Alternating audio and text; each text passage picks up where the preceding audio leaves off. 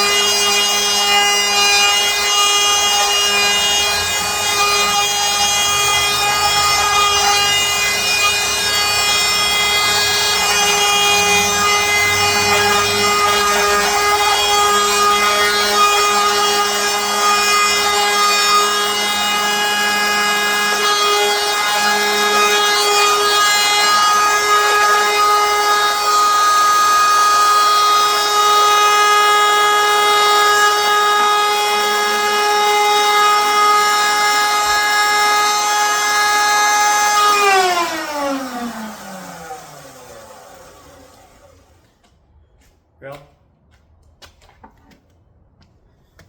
it's not bad, but I'm going to set up so it routes a little deeper. But also, I know that I need to move my on and off switch to the front side of it where I'm working so I can turn it off if I need to quickly.